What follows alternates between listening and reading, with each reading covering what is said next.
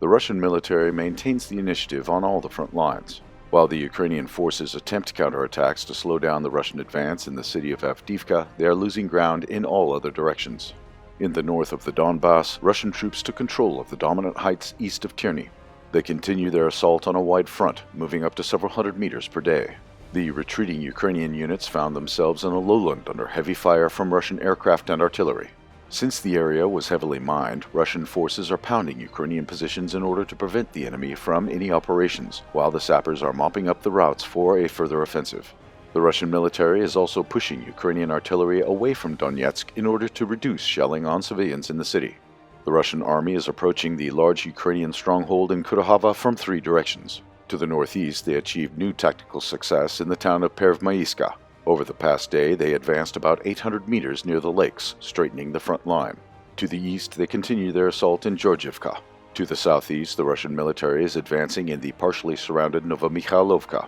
As a result of prolonged battles, Russian forces broke through Ukrainian defenses and gained a foothold in the eastern part of the town. NATO patrons clearly understand the defeat of the Ukrainian military and are preparing a further escalation of the war against Russia.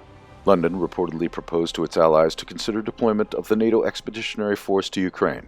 The chief warmonger supposes to covertly transfer large, highly maneuverable NATO forces from the border areas of Romania and Poland to take defense along the Dnieper River. This would allow the release of the necessary military reserves of the Ukrainian army to send them to the front.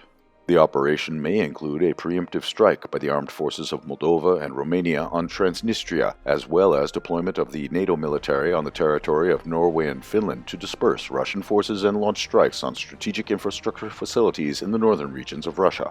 Thus, according to London's plan, NATO will allegedly undermine Russia's offensive capabilities and Moscow will be forced to launch negotiations. Britain reportedly intends to complete the preparation of such a scenario by May of this year. This plan does not correspond to the will of European countries to fight Russia by using others' forces, but London is sure that the ongoing Russian advance deep into Ukraine will persuade them to take decisive action. In fact, the NATO military has long been deployed in Ukraine, disguised as mercenaries and military instructors. Today, the Western warmongers are only looking for ways to legalize a NATO presence in Ukraine.